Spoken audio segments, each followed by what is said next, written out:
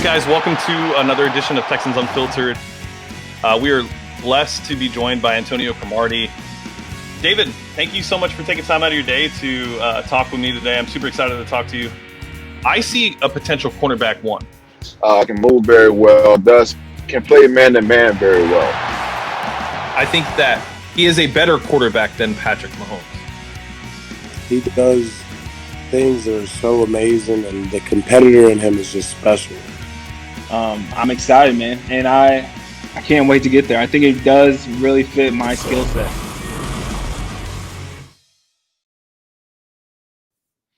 All right, guys, welcome to another edition of Texans Unfiltered, Houston football podcast for your Houston Texans. I am James. I am your co-host, and we're very fortunate to be joined by this gentleman. He is, for me, really more of an inspiration than anything. The guy had me on 4.5 years ago. It's what started me to do a podcast, and I'm fortunate enough to have him on, and then I get to talk to him on his show. It's great. Tom Grossi, the one and only NFL ESPN star, Sunday night star, Patcast star, YouTube star, comedian star. I mean, are there other stars I'm missing, Tom?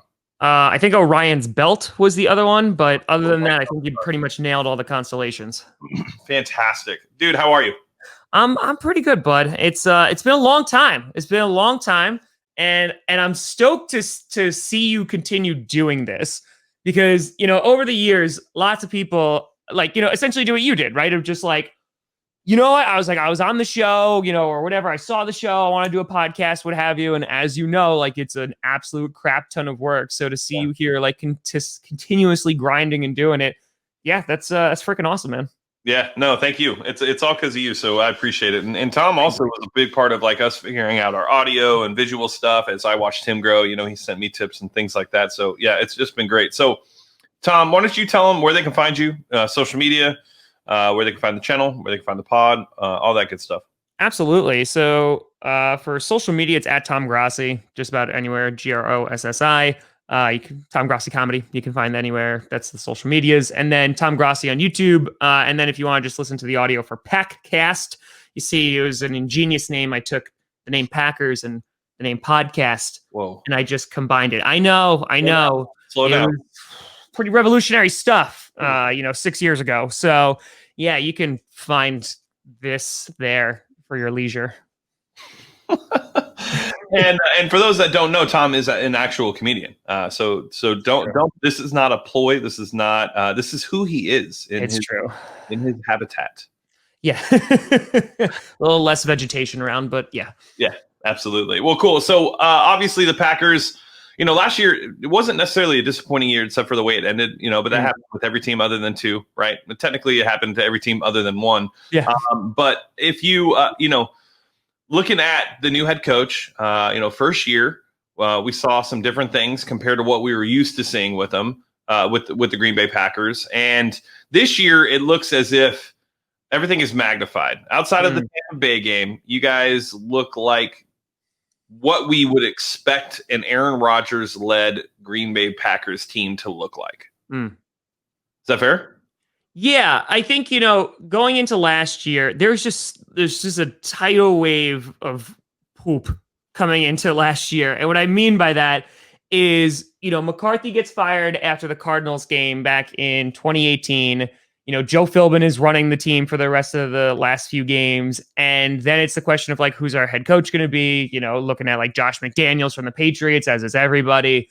And, we settle on Matt LaFleur, who, young head coach coming in. And then that whole offseason, everything that Packers fans had to hear was, is Aaron Rodgers going to get along with Matt LaFleur? And he's going to, steamroll over him and all of this nonsense.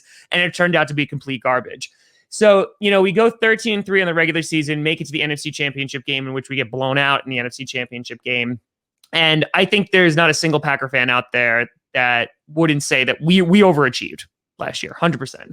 And I think the expectations were, even if we could get back to the playoffs, that would be amazing. I don't think anyone looked at that and was like, wait, what? 13-3?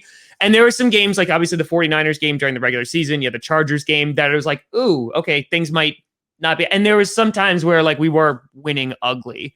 And so heading into this year, one of the big focuses was going to be like, okay, what's a year 2 under Matt LaFleur going to look like? And for the first 4 weeks, it looked pretty damn fantastic, especially on offense. And, Aaron Rodgers getting more comfortable, in the play calling, in the scheme that LaFleur is drawing up for him. We had so many weapons to throw to, even though we didn't obviously draft a wide receiver in the draft. And we were able to spread the ball around so efficiently. And we made it look easy, honestly. And, then you get to the Tampa Bay game, which is, woof, we'll talk about that. But I think, everybody loved what they were seeing. The only thing that kind of is still giving me pause is that defense. But, we'll talk about that. Yeah, so let's start with the offense because, this week has been an interesting week for Texans fans. There's been lots of talk about trading J.J. Watt. And this is the first time this has ever actually happened. Yes. The Texans fan base does not usually turn on thou who shall remain nameless and J.J. Watt. But anyways, so there's been lots of talk about trying to get him to Green Bay. And, your defense, sure, obviously could use some core players. I think here being nicely, and I think JJ would be a good fit. But a lot of fans, they tend to overvalue their own players. That's just the way that the league works. Everybody thinks JJ can go for a first. I don't think JJ is worth a first round pick at this point in his career, given his injury history. But if there was one team, I'd say that would potentially, possibly give up a first round pick for Green Bay or for JJ would be Green Bay. But I don't think it would be just JJ. I would still think that there would need to be something else. I think we have, Kenny Stills potentially to add to your wide receiving core, something of that nature. But what are your thoughts on just that scenario before we get into the offense? Yeah, I feel like, listen, a lot of people in Green Bay love JJ Watt, right? He's a Wisconsin boy. A lot of people are love him. How old is he now? 31. 30. Okay, yeah. So I don't see a scenario in which it realistically happens, especially not for a first. We've spent the past few drafts on like first round picks on the defensive side of the ball. Obviously, go and get Rashawn Gary with the number 12 pick overall last year. And I think, while our D-line definitely could use some more of a punch, I just don't see them going that way. I would imagine J.J. Watt's still carrying a pretty sizable contract at this point in his career. We don't have money. And the amount of free agents that we have next year, we have Kevin King, Corey Linsley, David Bakhtiari, Aaron Jones, and Jamal Williams, just to name some. Like, those are some big players, and we have to try to re-sign some of those. I don't think the Packers are going to be, really bringing in a marquee player like J.J. Watt, unfortunately. I think he could help, absolutely, like with the team and especially with that defense. But realistically, I don't see it occurring. Perfect. I don't see us making the move in general. I don't see us getting rid of the cash cow that is J.J. Watt, 31 or not, declining. At the end of the day, this is a business. The owners run this as a business, and I think J.J. Watt brings in too much money to the bottom line to honestly even consider it. No matter what, being better for the team or not, in the future. But cool. All right, so let's talk about the offense. It was a strange offseason for the Packers, right? Especially the draft, adding a quarterback, adding a running back to a team that has two very capable running backs and I wouldn't say young quarterback, but a quarterback that definitely hasn't shown to be on the decline. What were your thoughts when that happened? And I mean, I would assume that you were pretty upset that they didn't go and grab another weapon for Aaron. Yeah. I mean, I think the expectations going into the draft was I settled before draft night going, you know what? We're probably not going to get a wide receiver in the first, right? It's probably not going to happen because it was such a wide receiver heavy draft. So day 2, plenty of options for you to go out and get one. And I was like, okay. And when we drafted Jordan Love, of course, like the initial was like, wait, really? Like, because he was like the one guy. And it's funny because it has nothing to do with actually the player of Jordan Love himself. I think it's actually a really smart pick for the Packers. Yep. I think you are putting him in the absolutely best scenario to succeed. I think that, his last season in college was not pretty. He forced a lot of balls, didn't have a lot of weapons. But the year prior, he looked pretty damn good. And if, you're going to learn from anybody, why not one of the best in the game and Aaron Rodgers? So I don't mind that necessarily. how it lines up with Aaron Rodgers' contract, in which you're talking about there hasn't been a sizable decline. He does have years left on his contract. He has said multiple times that he wants to play into his 40s. That, there's definitely a conflict within fans and also like within the organization, because obviously the Packers are looking at this and being like the future. And I don't think it's like the future that's very far away, just because realistically, at most they're going to sit him 3 years. And that's a big, big maybe. Because NFL teams don't really do that anymore. Look at Fitzpatrick and Tua, but usually they're throwing guys into the fire pretty quickly. And the Packers have the luxury of not having to do that, but I imagine at some point they're going to want to see the kid play. The biggest head scratcher for me was in the second round going after A.J. Dillon. And again, I don't hate A.J. Dillon. Like, I think a big power bruiser back, that could be fantastic. Our offensive line, besides this past Sunday, has played very, very well. And I think it was more to like hedge our bets if we can't afford Aaron Jones anymore. The guy went off last year, had an incredible year, has started this year and has also looked incredible. And, he's a free agent at the end of the season. And I think there's a good possibility that we flat out can't afford him. Whether that means that we bring a guy like Jamal Williams back as a strong number 2, I don't know. But, you don't really spend a second round pick on somebody that you don't expect to be a starter. So I'm curious on how that's going to play itself out. And then, of course, even the tight end pick in the third round, I'm like, what is happening right now when we just spent a third round pick on Jay Sternberger, another tight end the year before? So this definitely was a draft that a lot of fans and a lot of analysts were kind of scratching their heads at and automatically said, it's a bad draft.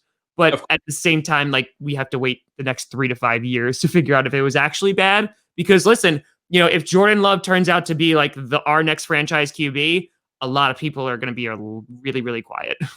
Yeah, at the end of the day, look, Rodgers is Rodgers. You never want to see him leave. But if, injuries, anything can happen. And if you have a Jordan Love that can be that next guy, it's hard for analysts and draft gurus to look at the draft and say this was a great draft, just because they're looking at impact players potentially for this year. Yeah.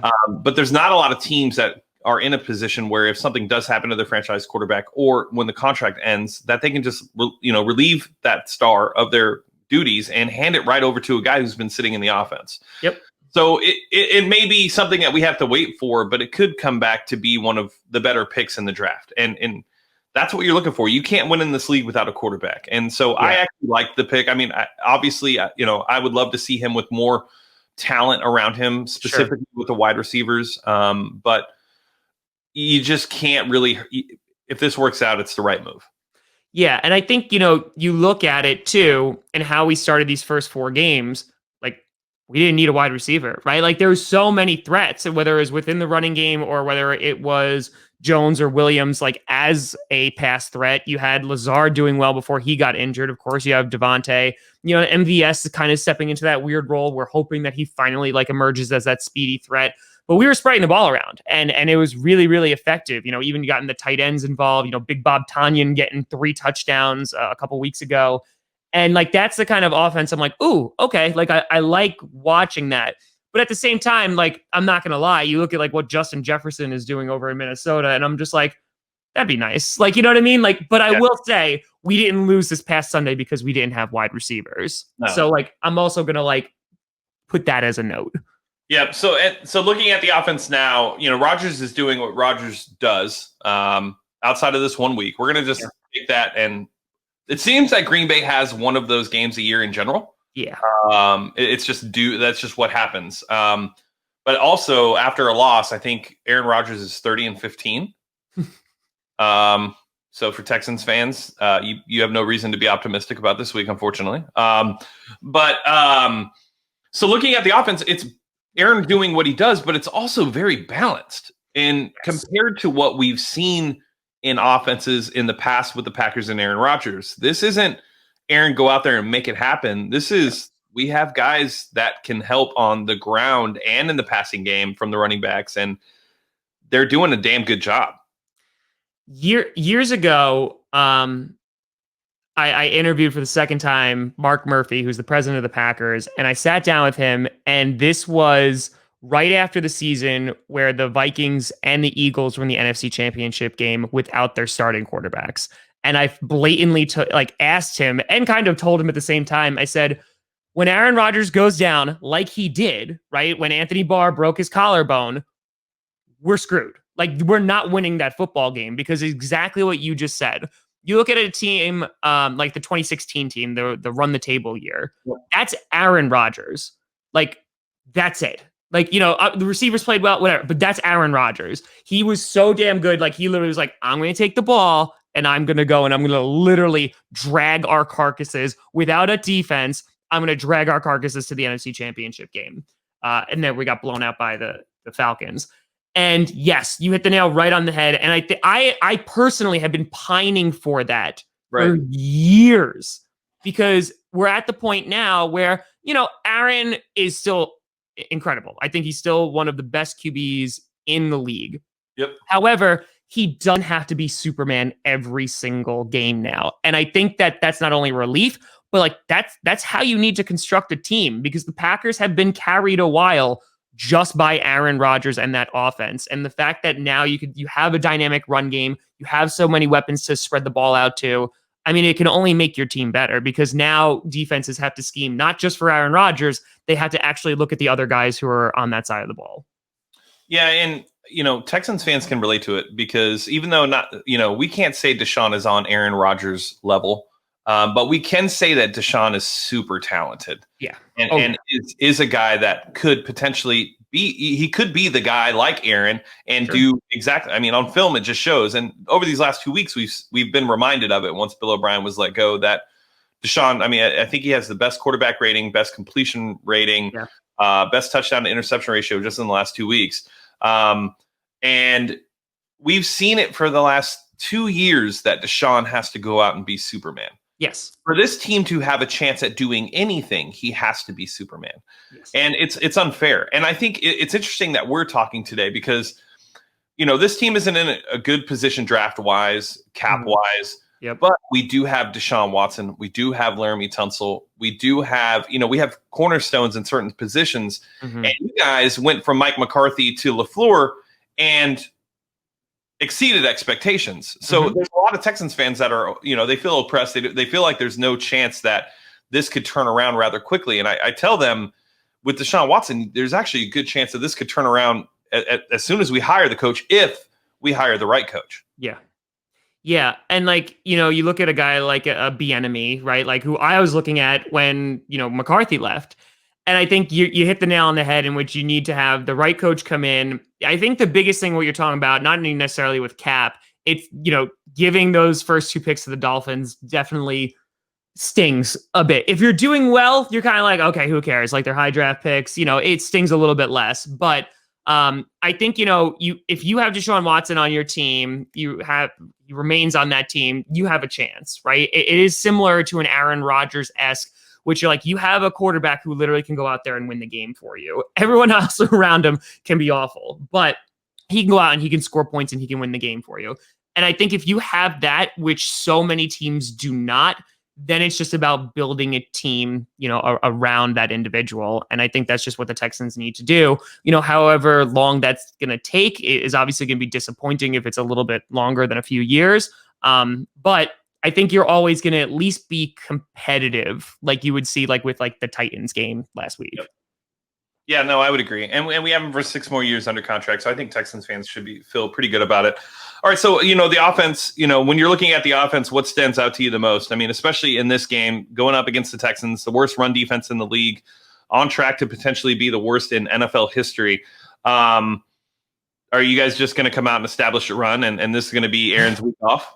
Yeah. You know what? I think this is here's the thing, and we'll get into this conversation about the defense. I think that this is going to be a high scoring game, because I think that, I'm not counting the Texans out in any way, shape, or form. And the reason I'm not doing that is because how our defense has performed, and we'll talk about that. But I think, this is going to be the game. You're going against the number 1 run defense in the Tampa Bay Buccaneers last week, in which we abandoned the run. We tried to the outside a few times. That sucked. We go inside and we're successful, but then we go so far behind that we wind up not running again, or at least in competent scenarios. So I think that you're going to see a heavy dose of Aaron Jones. Jamal Williams will definitely be involved.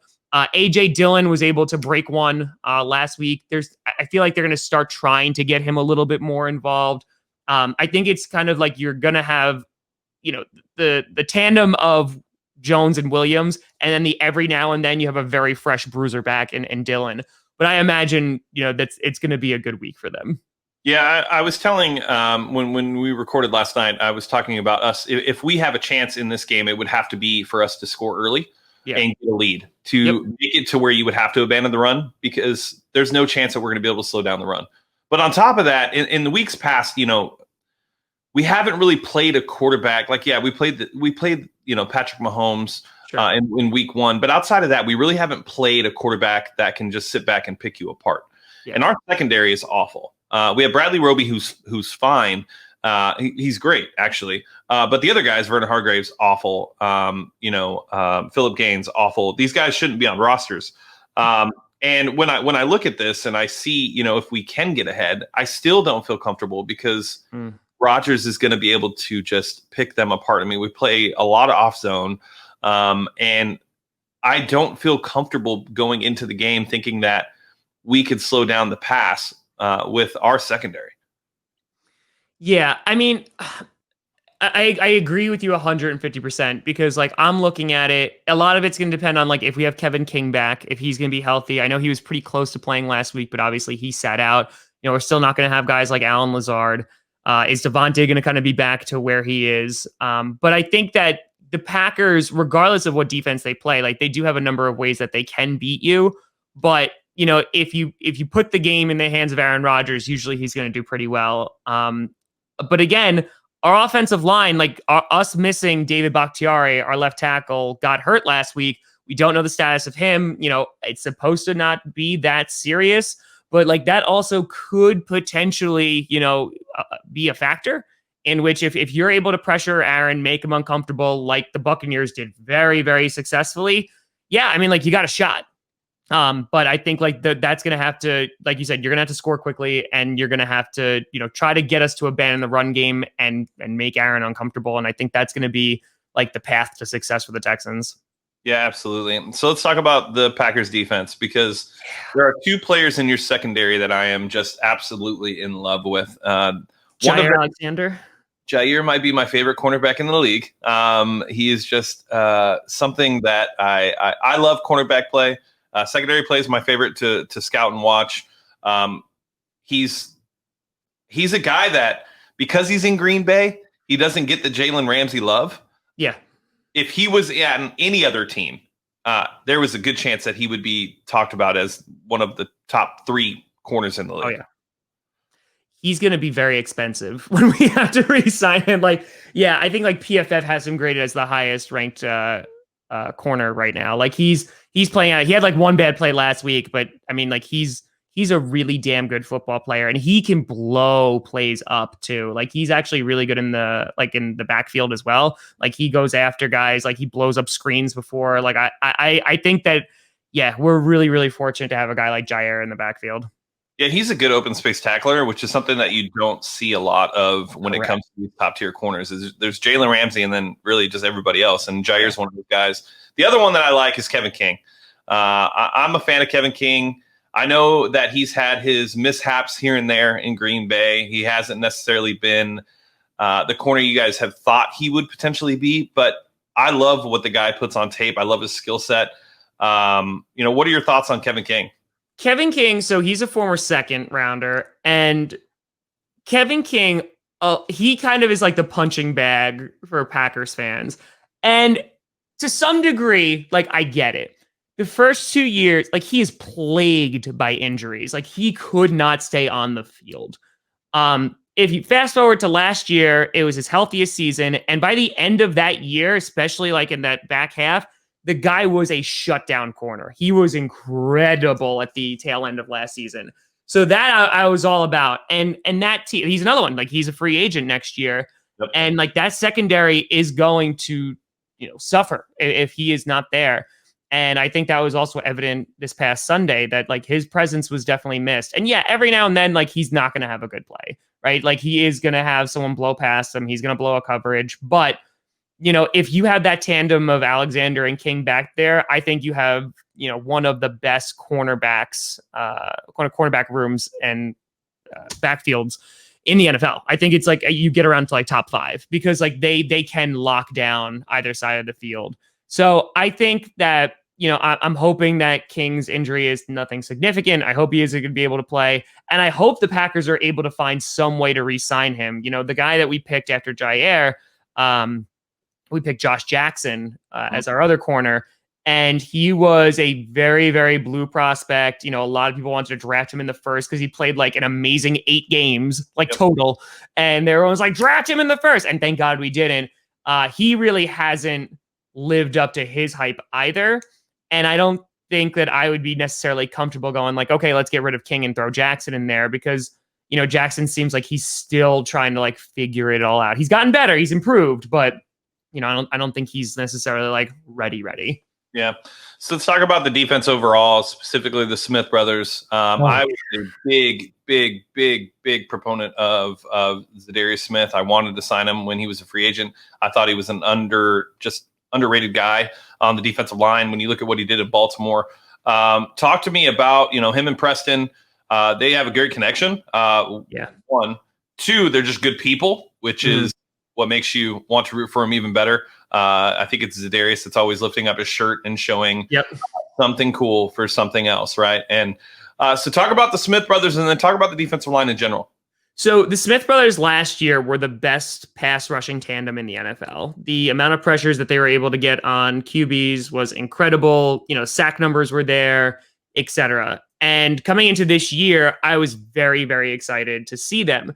Now, you have the introduction of a guy like Rashawn Gary, in which you were like, okay, the Smith brothers aren't going to have to play as much, right? They could be more well-rested if Rashawn Gary kind of lives up to that 12th overall pick hype, etc.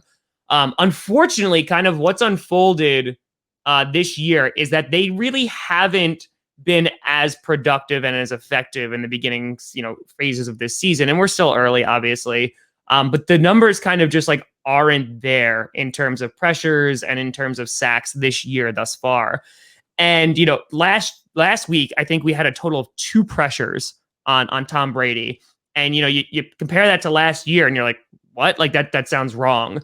And so I am a bit concerned about like playing some of like those elite offensive lines because whether it's scheming, whether it's just offenses are now targeting the Smith brothers because of their productivity and success from last year, we're just really not getting to the quarterback. And, I love Zadarius Smith. Like he's up there for me. Preston has really been struggling thus far for this season. And I'm hoping he's able to kind of rebound and start to get after the quarterback a little bit more. But I think you also need to see a guy like Rashawn Gary also step in and just be like, you have a triple threat, where are you going to start blocking? Because it's always going to be a problem. So that's kind of like with the pass rush. And then the D-line itself, you have Kenny Clark, who got a sizable extension, who is phenomenal. One of the best nose tackles in the league. And then that's it. And what I mean by that is like you have Montravius Adams, you have Tyler Lancaster. Lancaster just got hurt too. You have Kiki on there as well. And he's still emerging, as a player. He was pretty productive a few weeks back. But you do have a lack of a defensive line right now. And that's really kind of anchored by Kenny Clark.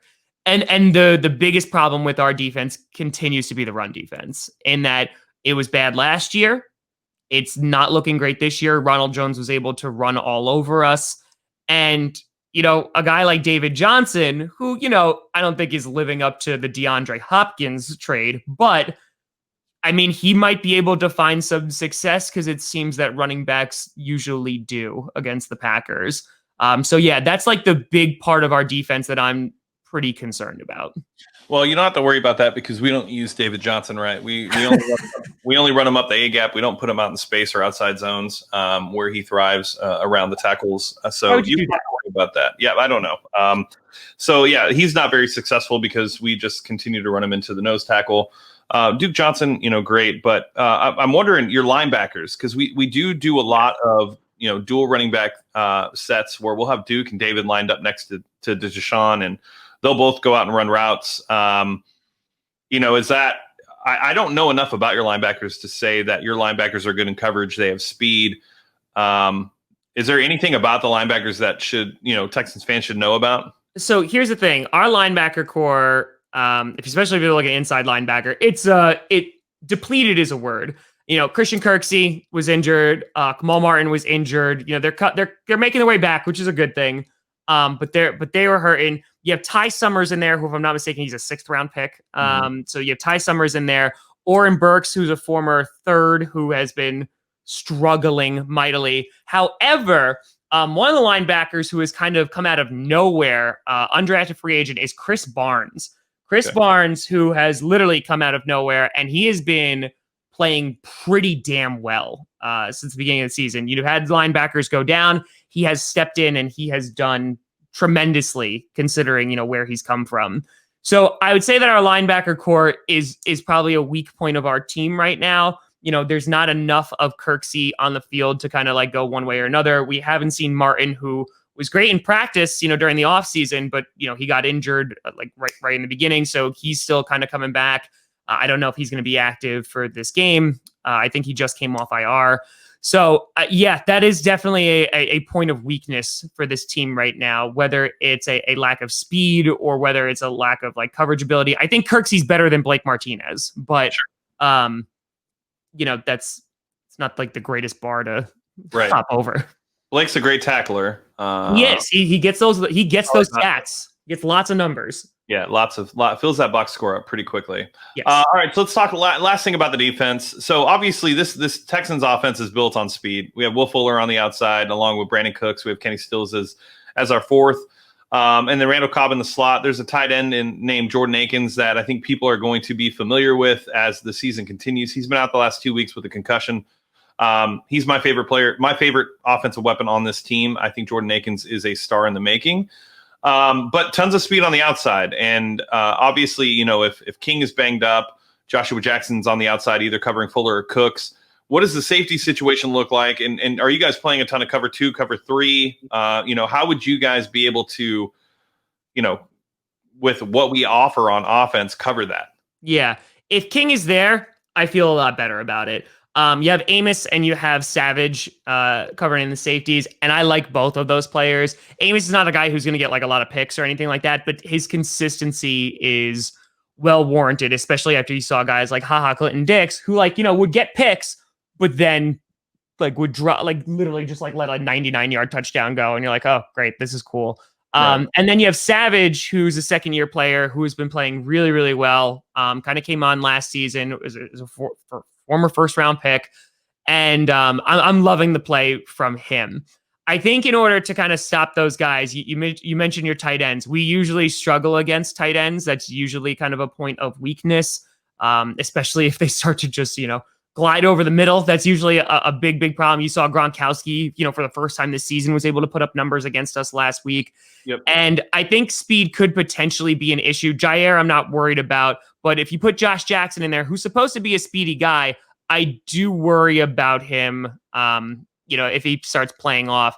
And to a bigger point, not even the personnel that's on the field, one of the big kind of question marks that is starting to arise is about Mike Pettin, our defensive coordinator. Mm-hmm. And, he is left over from the McCarthy regime. He was not picked by LaFleur, and he had a pretty abysmal showing last week.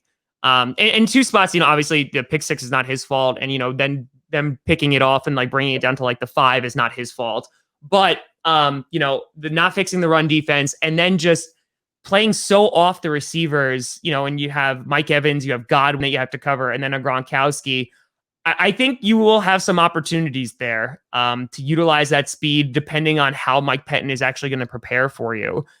And I got to say, I don't know if Mike Pettin is there at the end of the season unless this defense drastically improves. You had Goody go out and get stars last year on that defense, like Amos, like the Smith brothers. And last year was good. Still the run defense wasn't great, but, unless you start to see pretty darn big improvements, I think he might be just gone. LaFleur brings in his own guy, and LaFleur said that he's going to be taking a good hard look at that defense in the next coming weeks, which really doesn't bode well if you're Mike Pettin. No, definitely not. All right, so let's get into game predictions. I look at this as a get right game for the Packers. I do think the offense is going to be able to keep up. It's just our defense is worse than your defense. Ultimately, what this comes down to. I think you guys probably beat us by 7-10. I do think Deshaun has a great game, but outside of that, this defense has just continued to let this team down. And I don't see there to be any reason for us to believe that there's going to be anything else done this week. A lot of it has to do with personnel moves that they are not willing to make and start rookies. It's a veteran year, according to them. They don't want to play rookies. So, I think our defense will drop the ball as usual. What are your thoughts on the game and kind of your prediction? Yeah, the only other concern that I have is the Packers historically suck against mobile quarterbacks. Like, they suck at them. Example, Colin Kaepernick, any year pick. You see Russell Wilson, even though when he plays at Lambeau, we're okay. But Russell Wilson usually gives us fits. That's a big concern. It's about keeping, Watson in the pocket and not allowing him to escape. LaFleur said that much in today's press conference. But I think you could look at like a 31-21 Packers. I think, there is potential that it could be a higher scoring game. What I was able to see of the Texans Titans game last week, like Will Fuller, like literally just like walking alone into the end zone. Like, I wouldn't be terribly surprised if you see that a couple of times.